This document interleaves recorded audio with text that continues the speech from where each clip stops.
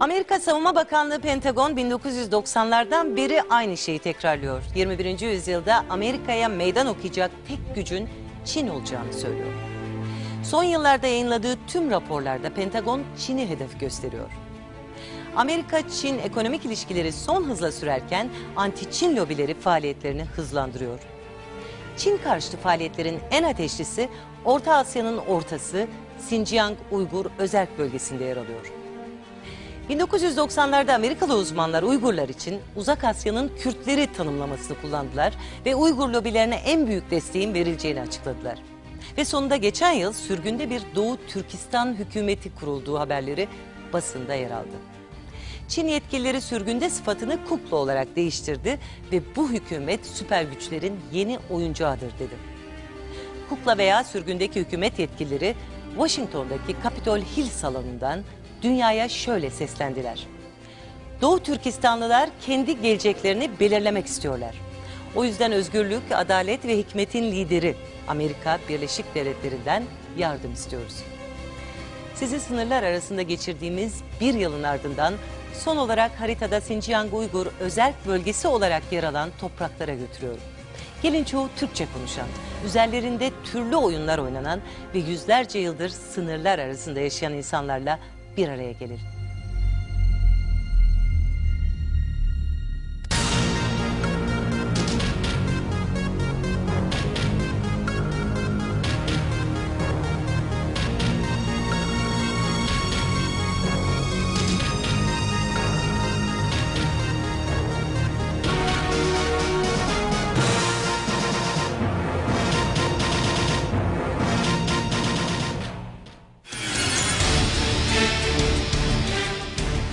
Xinjiang Uygur Özerk Bölgesi.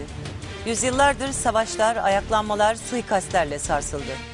Asya'nın ortasındaydı, tüm geçiş yollarını kalbinde taşıyordu. Toprakları çok zengin. Ve en önemlisi yükselen güç Çin'in sınırları içinde yer alıyordu.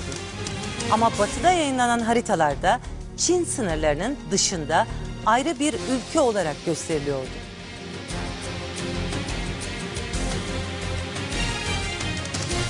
...1990'larda dünyanın pek çok yeriyle beraber sıcak çatışma bölgesi haline geldi. Rusya'da Kafkaslar, Türkiye'de Güneydoğu, Çin'de Uygur bölgesi yangın yerlerinden birkaçıydı.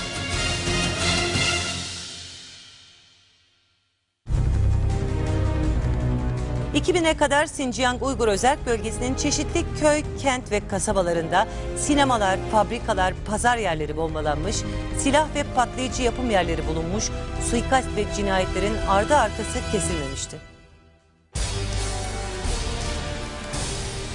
Çin hükümet yetkilileri 1990 ile 2001 yılları arasında 200 terör vakasına dikkat çekmişler ve terörün arkasında büyük devletlerin varlığından söz etmişlerdi.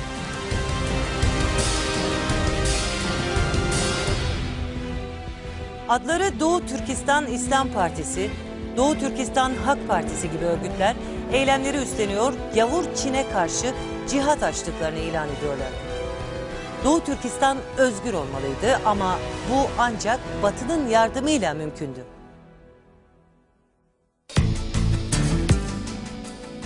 Batı yardıma hazırdı. Bu bölgede hesapları vardı. Özellikle 1990'lı yıllarda Batı başkentlerinde örgütlenen gösteriler hızla arttı. Ekonomik ambargo kararı insan hakları ihlali bahane edilerek alındı.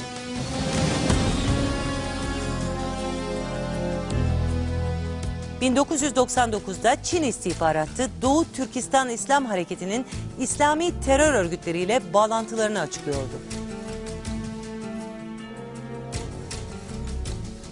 Çin kaynaklarına göre 2001'de Taliban liderleriyle Bin Laden'in adamları Kandahar'da bir toplantı yapmışlar ve Doğu Türkistan'dan gelen militanlar buradaki kamplarda eğitilmişlerdi.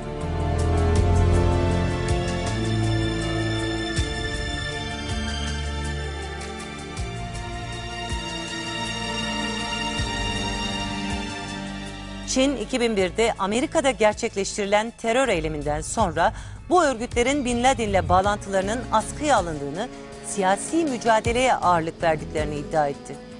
2004'te Amerika'da ortaya çıkan sürgünde Doğu Türkistan hükümeti terörü Çin destekliyor dedi.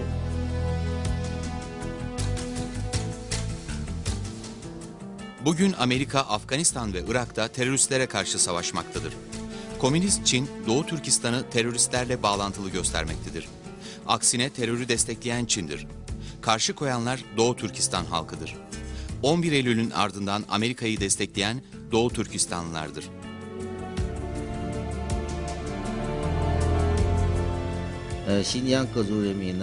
Biz buradaki bütün etnik grupların birlikte ve huzur içinde yaşamasını isteriz.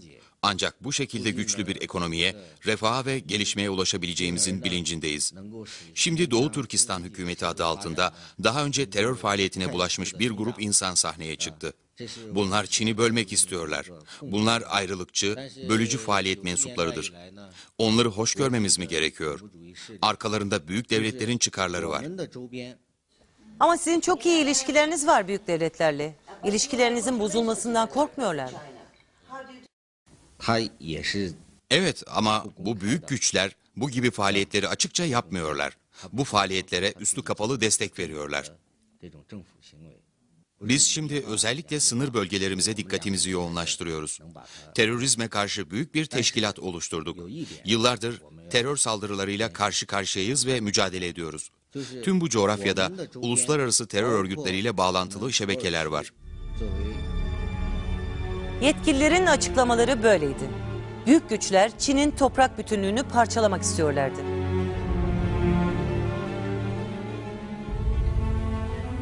Gerçekten de 14 Eylül 2004'te Washington'da kurulan Doğu Türkistan hükümeti ilk açıklamasında Doğu Türkistan'ı Çin'den ayırmayı ve bağımsız bir devlet kurmayı amaçladığını açıkladı. Hükümet deklarasyonunda Amerika'da kurulmakla birlikte Amerikan güdümlü olmadıklarının altı çiziliyordu ama açıklamanın devamı daha farklı bir hava yansıtıyordu. Birçok Amerikalı Doğu Türkistan'ı tanımamaktadır. Ama milyonlarca Doğu Türkistanlı Amerika'yı tanımakta ve sevmektedir. Bizim dostluk elimizi kabul edeceğinizi ve yaşam, özgürlük ve mutluluk arayışı için yardımcı olacağınızı umut ediyoruz. Sürgündeki hükümetle ilgili bilgi almak için verilen isimler arasında Amerika Birleşik Devletleri Kongre üyesi Joe N. Davis, ABD Çin Lobi Başkanı DJ Maguire ve Amerikan Ulusal Özgürlük Merkezi Genel Sekreteri Richard Kennedy gibi isimler vardı. Doğu Türkistan hükümeti sürgünde kurulmuş ve enformasyonunu Amerikalı uzmanların ellerine bırakmıştı. İşin ilginç yanı dünyanın çeşitli yerlerinde Türklerle ilgili her türlü ihlale kör ve sağır kalan Batı ilk kez bir Türk gruba sahip çıkıyordu. Sonra anladık. Amerika'da Uygurların Türk olmadığı iddiaları da yavaş yavaş ortalığı sarıyordu. Türk sözünden dikkatle kaçılıyor, daha çok Uygur sözcüğü üzerine basılıyordu.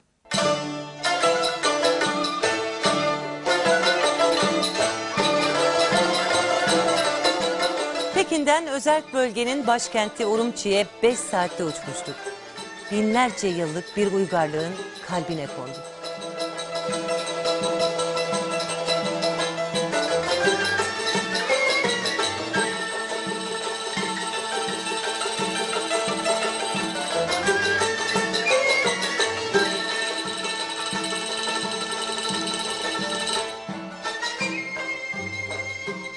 Sadece haritaya bakmak, bölgenin stratejik önemini anlamak için yeterli. Xinjiang Uygur Özerk Bölgesi'nin sınırları Fransa'nın 5 katı, Asya'nın kalbi burada. Bu öyle bir topraktır ki bağrında binbir zenginlik vardır. Petrol, wolfram, altın, kömür, uranyum gibi stratejik ham maddelere ve sayısız yeraltı ve yerüstü zenginliklerine sahiptir. Ve bu tüm kavgaların nedenidir. Çin'de mevcut 148 madenin 118 çeşidi bu bölgeden çıkarılmaktadır. Toplam maden ocaklarının %85'i Xinjiang'dadır. Yaklaşık 500 bölgeden petrol, 30 bölgeden doğal gaz çıkarılır. Ve petrol rezervi 8 milyar ton olarak tespit edilmiştir. Dolayısıyla burası her türlü tehdide açıktır.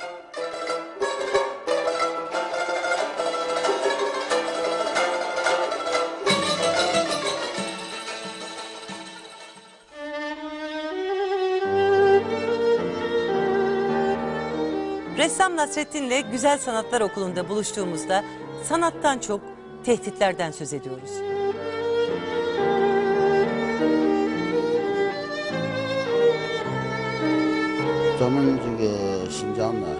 Bizim için en önemli şey ülkenin birliğidir. Türkiye'de duyuyorum ki bölücü akımlar var. Çin'de, Xinjiang'da ve Tibet'te birçok terör olayları oldu. Bu ülkedeki herkesin çok dikkatli olması, birbirlerine sıkı sıkı kenetlenmesi ve öncelikli olarak ekonomiyi geliştirmesi gerekir. Bu bölgenin birçok zafiyeti var ve bundan yararlanmak isteyen güçlerin de sayısı az değil. Bölgede uzun yıllar siyasi hatalar yapılmış, Uygur Türkleri baskı ve zulümle yaşamışlardı. Ama artık bir değişime imza atılmıştı ve bu gözle görülebilirdi. Bugün içinde yaşadığımız ülkeye sahip çıkma zamanı. Çin'i parçalamak isteyenler süper güçlerin ekmeğine yağ sürmekteler diyordu. Çin daha önce yanlış yollar seçti. Büyük sorunlar oldu. Etnik gruplar çatıştı, din engellendi. Şimdi başka bir aşamadayız. Hızla gelişiyoruz. Bundan 10 yıl önce sokakta meyve bile göremezdiniz. Şimdi en ücra köşeye gidiniz, gözlerinizle görünüz. Refah ve bolluk var. İşte benim hasat zamanında Çiftçiler adlı resmimde bunu anlatıyor.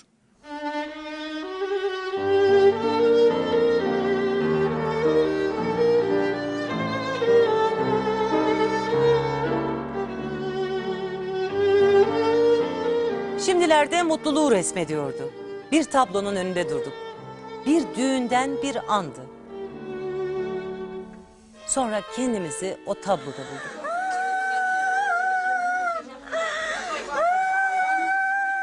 Gelin odasına girdiği andan itibaren hiç susmadı. Adetti, baba evinden ayrılıyordu.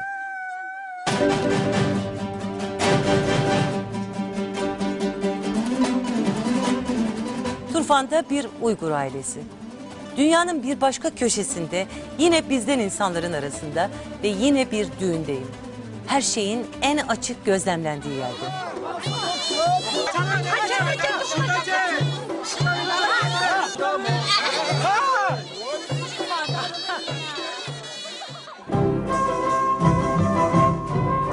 Saygın komşular ve yakın akrabalar baş köşede bu sedirde oturuyorlar.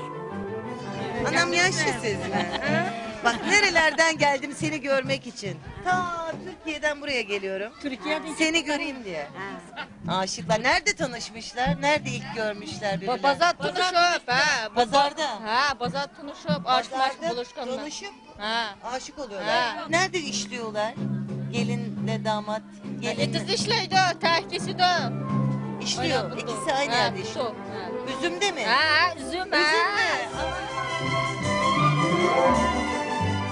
Çoğu Türkiye'nin nerede olduğunu merak ediyor.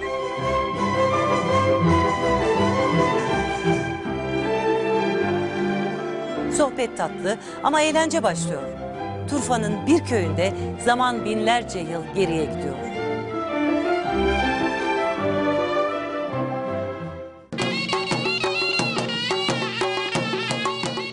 Eğlence saatlerce sürüyor. En çok çocuklar eğleniyor.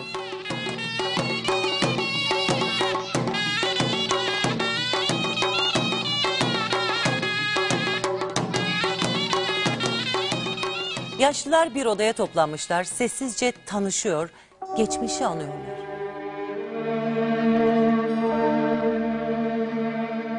Bölgenin tarihi mücadelelerin tarihidir. Bugünü hatırlatır. Bugünün masalıdır. 1500 yıl önceydi. İçinde Türk adı geçen ilk devlet burada kuruldu. Göktürkler. Kurulur kurulmaz hem içlerindeki azınlıkların ayaklanmaları hem de Çin'de olan ilişkilerinin çetrefilliğiyle boğuştular. Kuruluşlarından 80 yıl sonra Uygur, Tarduş ve Bayırkuların ayaklanmasıyla dağıldılar. Sonra da Çin'in denetimine girdiler. Savaşlar hiç dinmedi. Özgürlüklerine her kavuştuklarında etnik gruplar ayaklandılar. Ayaklanmalar Çin tarafından desteklendi ve kendi aralarında savaştılar. Bilge Kağan bilgelikle sükuneti sağladı ama ölür ölmez Uygurların da içinde olduğu azınlıklar koca Göktürk devletine noktayı koydular. Yüzlerce yıl savaşlar, işgaller, azınlık ayaklanmaları bu bölgede devam etti. Sonunda bölge 18. yüzyılda Çin-Mançu İmparatorluğu'nun denetimine girdi. Bu defa Çin'in üzerinde Batı'nın oyunları başladı. Çin İmparatorluğu Batı'nın desteğinde yüzlerce gizli örgütle kargaşaya gark oldu. Başta İngiltere olmak üzere Avrupalı devletler Çin'in zayıf noktalarına göz diktiler. İlk Doğu Türkistan İslam Devleti tam o kargaşada 1863'te 13 yıl ayakta kaldı ve yeniden işgal edildi. 1884'te yeni toprak anlamına gelen Xinjiang adıyla Çin'e bağlandı. 1933'te Kaşgar'da bir Doğu Türkistan Cumhuriyeti daha ilan edildi. Sadece 4 yıl yaşayacak ve düşecekti. Ayaklanmalar aralıksız sürdü. 1944'te bir cumhuriyet daha ilan edildi. O da 5 yıl yaşayacaktı. 1949'da Çin Halk Cumhuriyeti kuruldu. Devrimin ilk yıllarında %90'ı okuma yazma bilmeyen büyük bir yoksulluk içindeki Çin halkı yepyeni bir sistemle karşı karşıyaydı. İç kargaşa had safhadaydı. Xinjiang'da ilan edilen cumhuriyet lağvedilmiş, bölge Çin kuvvetlerinin kontrolüne girmişti. Sonraki yıllarda sert tedbirlere karşı halkın tepkisi, Batı'nın bölgedeki oyunları ve kanlı ayaklanmalar birbirini izledi. Sincan Uygur Özerk bölgesinde bir zamanlar çok fazla işte katliam, toplu kıyım ve çok çeşitli işkenceler Uygurlara karşı yapıldığı söyleniyor. Ben bir Uygur milliyetinden. Eskiden eziyetini biliyordum. Ben küçükken Pekin'de 17 yaşımda Pekin'de çalışmaya başladım. Pek bazı durumları bilmiyordum. Sonra memleketime gittikten sonra gerçekten böyle bir eziyeti gördüm. Şimdi dışa açıldı. Mesela 59 senesine gittiğimde camiler yıkılmış. Mesela benim babam imamdı. Kur'anları yıkmış, ateşe vermişler. Şimdi namaz kılmayacaksın diyorlar. Camiler yıkık, kendi gözümle gördüm. Rukiye Hacı'nın söz ettiği dönemden sadece 6 yıl sonra 1966'da Çin'de ünlü kültür devrimi yılları başlayacak. Sadece Uygurlar değil, ülkenin her yanında halk bir başka büyük sarsıntıyı yaşayacaktı. Kültür devrimi sırasında camiler yıkılmıştı. Dini insanlar fethedilmişti mesela, onlar öyle yapılmıştı. Kültür devriminden sonra, dışa açıldıktan sonra hür bir ideolojiler ortaya çıkmaya başladı. Mesela eskiden kültür devriminden önce insanlarda bir tür sıkıntı vardı. Camilere gidemiyordu, konuşmalarda serbestlik yoktu. İslam dinine uygulanan baskı Batı'nın işini kolaylaştıracak, içeride büyüyen öfke dış güçlerin bölgedeki manevralarını arttıracaktı. 1967 ve 68'de Xinjiang'da devleti yıkmayı hedefleyen 300'den fazla silahlı teşkilat ortaya çıkarıldı. Mensupları idam edildi. Uygurlar Çin'de komünistler tarafından eziliyor. Sincan'ı kurtaralım diye. Kurtarılır mı, mümkün mü? Aslında Çin, Sincan Uygur Özerk Bölgesi Çin'in ayrılmaz bir toprağı. Tarihten 1000'den fazla. Kaç senedir biz bu Çinlilerle beraber yaşıyoruz. Dış memleketlerde azınlıkların çok ezildiğini, okula gidemeyeceğini falan, çocuk falan doğuramıyor. Çok dedikodular oluyor. Demek ki komünist memleket diyor ki, Komünist Parti diyor ki, gelin kendi gözünüzle görün. Orada yaşayan Uygurlar nasıl? Gördükten sonra siz öyle bir konuşma hakkınız olabilir diyorlar.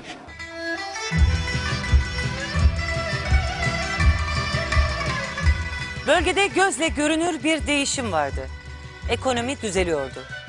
Tarım en bereketli zamanını yaşıyordu ve Xinjiang Uygur bölgesi sanayi, bayındırlık, telekomünikasyonda hızla yol kat ediyordu. Turfan rüya gibiydi. Urumçi'den yola çıktığınızda çöllerden, kara topraklardan geçiyor ve yeşillik etrafı sardığında Turfan'a geldiğinizi anlıyorsunuz.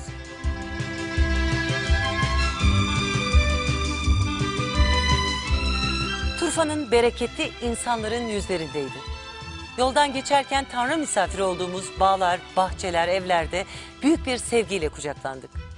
Mehmet'le bağlarda dolaştık, Rabia ile sohbet ettik. En önemlisi Ayşem Nine ile tanıştık. İsmin ne? Ayşem, Ayşem. Ayşem. Peki sen burada mı doğdun? Bundaydı o. Orada mı doğmuş, burada mı? Turpanlı mısın? Ha, Turpan'da bir şeyde. Bu evde. Hı. Peki nerede evlendin? Toy nerede oldu senin toy? Turpan'da. Turpan'da. Bu evde mi? Ha, Mişe'de. Aa, Mişe'de toy vardı. toy burada oldu. Ha, Anladım. Örümcek oynattı bana. Güzel oynadın mı toyda? Ha, güzel, ha. Oynadın mı? Oynadım. O 90 yaşındaydı. En fazla Urumçi'ye kadar gitmişti. Yaşamı bu avlunun, bu bağların içinde geçmişti. Birkaç yıl öncesine kadar bu bağlarda çalışmıştı. Artık çocuklar çalışmalıydı ama hiçbiri onun gibi olamazdı. Tembellik ediyorlardı.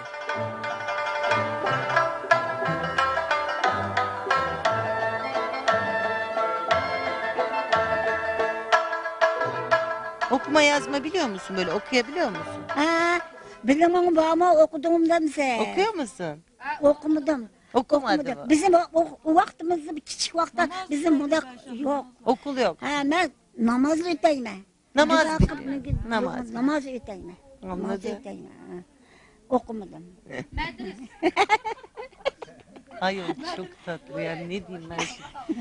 Yani hakikaten böyle binlerce kilometre geliyorsunuz, böyle bir teyzeyle oturuyorsunuz, sohbet ediyorsunuz. Yani biraz anlıyorsunuz, biraz anlamıyorsunuz ama yani kalple anlaşıyoruz biz, değil mi? Tam anlamıyor, tam düşünemiyoruz ama kalp anlıyor, seviyor, değil mi? Evet. Ha, gönlüm için. Gönlümüz düşünür demişti. Yani gönlümüz anlaşıyordu. Bu da bana yeterdi. Bin yılların içinde bir yerlerde kavuştuğumuz, birbirimizi görür görmez yürek titremelerine tutulduğumuz insanlar. Gönlümüzün bir parçasını da Ayşem Nine'de bıraktık, ayrıldık.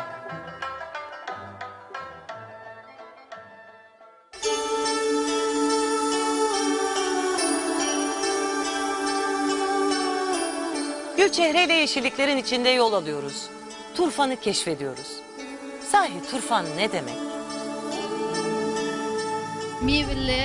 Meyveler tatlı, mol, boğan, Bereketli. güzel cay, güzel cay demek.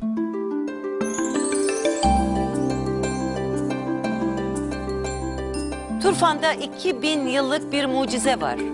Bu mucize Turfan'daki bereketin izahıdır. İnsan eliyle yapılmıştır. Olağanüstü bir sulama sistemi Tanrı Dağları'nın kar sularını Turfan'a iletir. Ve işte bu yüzden Turfan'a Turfan denir.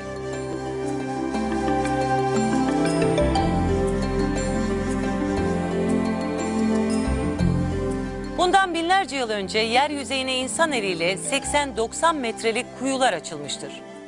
Bunlar Tanrı Dağları'ndan Turfan'a belli bir eğimle giden yeraltı kanalları ile birleşirler. Kanalların uzunlukları 10-20 kilometre arasında değişir. Bir Karız Kanalı üzerinde yüzlerce düz kuyuya rastlanır. Ve kanalların sonundaki barajlar tüm bölgeyi sular. Her yeri yeşile boyar. 2000 yıldan önce de insanlar Turpan, şu Bostan, Turpan'da yaşamak istiyor. Yaşamak istiyor, su Yok. yok. Sunu nasıl alıyoruz? Orada yağmur yağmıyor. Sıcak hava.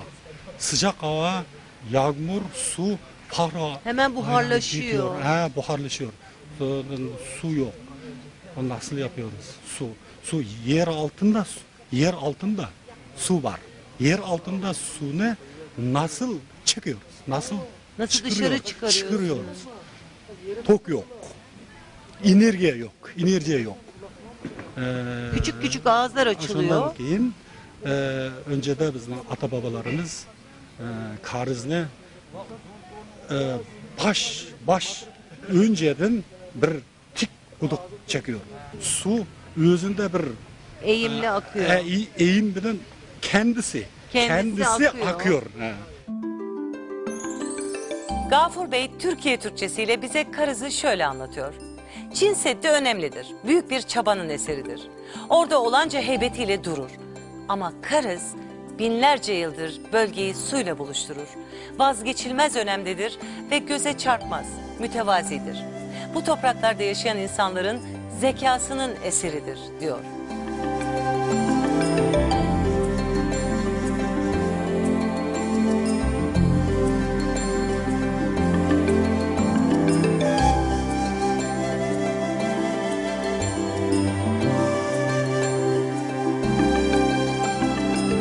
Güneşin asma yapraklarını usul usul okşadığı bağların dibinden kentin kalabalığına geri dön.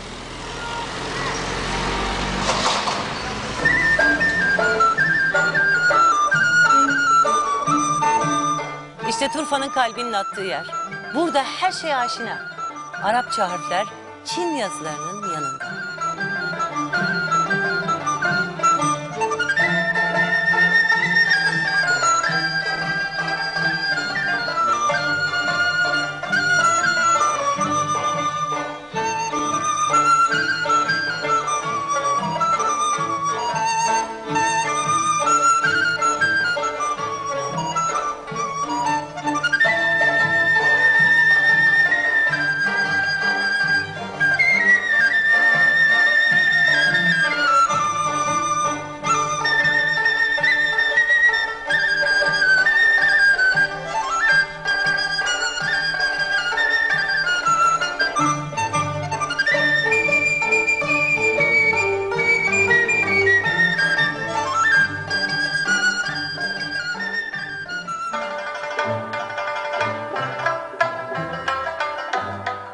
Akşam düşerken Urumçi'nin sokak aralarında, ana caddelerinde bir hareket başladı. Her yerden değişik yemek kokuları ve onlara eşlik eden sesler geliyor.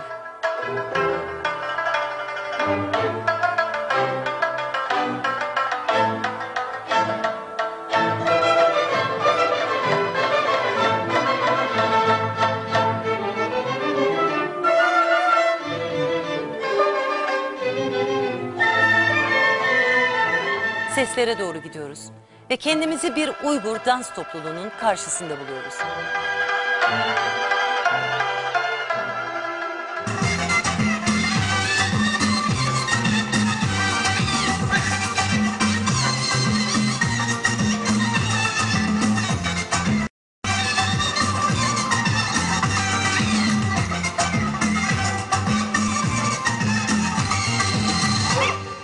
Hiç geldim elenge, evden çiğ bilen, yine balım bağlandı, dağlı yarma çiçi bilen, yine balım bağlandı, dağlı yarma çiçi bilen. Hiç geldim elenge, evden çiğ bilen, yine balım bağlandı, dağlı yarma çiçi bilen, yine balım bağlandı, dağlı yarma çiçi bilen.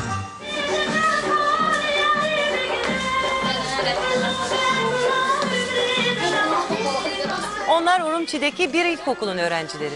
Bize özel bir gösteri yapıyorlar. Ve bölgedeki tüm etnik grupların danslarıyla bizi selamlıyorlar.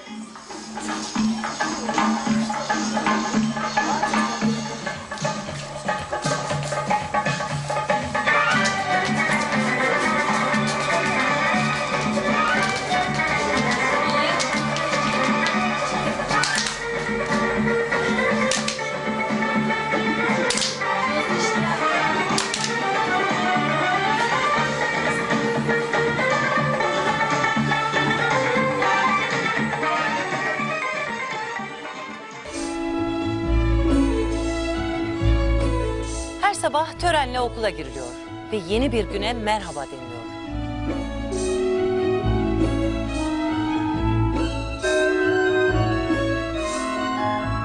Bugün dersler gevşek geçecek. Türkiye'den misafirler var.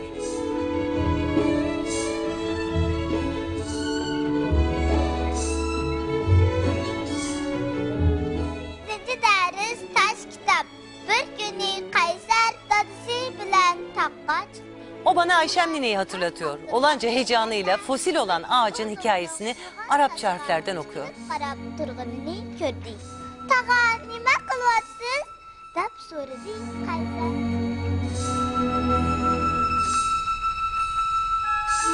Bahçede iki gruba ayrılmış çocuklar var. Bir grup Uygur, diğerleri Han.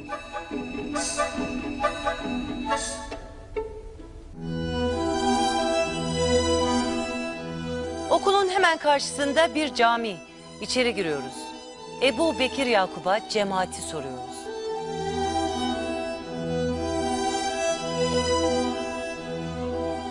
Bir günde 5 namaz var. Her namaz 500-800 adam var. 1000 adam var. Cuma'da yana 5000 adam var. 5000, 10.000 adam var. Cuma'da adam çok. Diyorlar ki işte Müslümanlığı eziyorlar, yok ediyorlar. Kimse Ya. camiye gidemiyor diyor. Ya yok. Yok öyle bir şey. Şerif Can Damallah Hacı bu caminin baş imamı. Bölgenin İslam cemaatinin reisi ve halk parlamentosu üyesi. O bana Türkiye'yi soruyor. Ben ona burada rahat mısınız diyorum. Zor zamanlar geçti. Şimdi huzuru tatma zamanı diyor.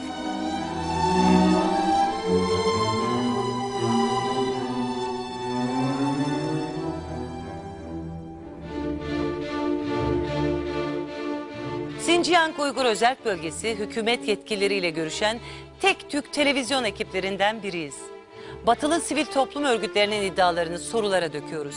Hüsamettin Bey, hükümet din işleri sorumlusu. Batılı insan hakları örgütleri burada din özgürlüğünün engellendiğini iddia ediyor. Ne diyorsunuz?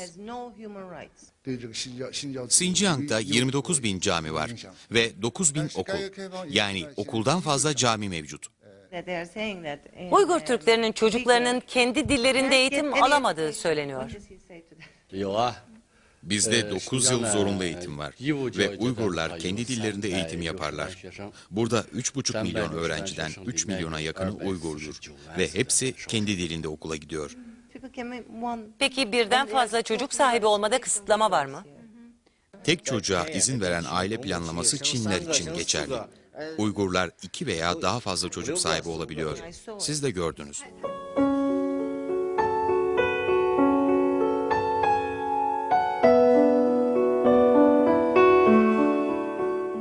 Halk meydanında her akşamüstü birbirinden sevimli onlarcasının ardından koşmuştuk. Onlar yeni yüzyılın çocukları. Küresel tehdit altında büyüyorlar. Ve dünyada üzerine türlü hesaplar yapılan bir bölgede yaşıyorlar.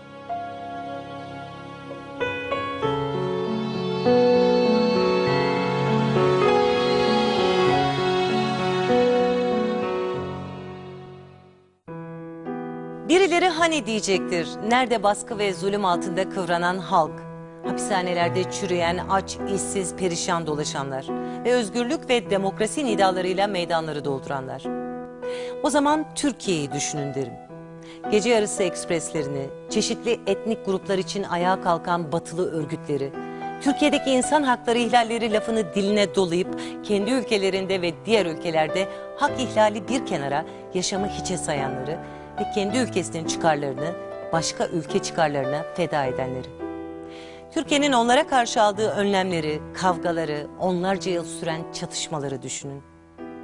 Batı Uygurları Uzak Asya'nın Kürtleri olarak niteliyor. Onlar Asya'da yeni bir devletin müjdecisi diyor. Çin'e karşı savaşta Truva atı olarak Uygurları kullanmak istiyor. Bölge halkı büyük mücadeleleri ardında bırakmış, yeni refahla buluşmaya başlamış. Kaynakları sonsuz, tarihi zengin. Asya'nın ortasında oynanan oyunlara Çin sedleri çekiyor. Asya'nın kalbinde bir batı istemiyor.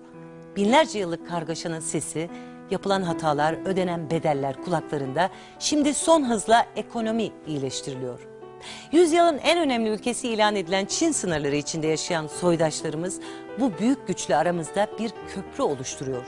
Bunun paha biçilmez değeri küresel güçlerin artan tehditleri karşısında çok daha iyi anlaşılacaktır.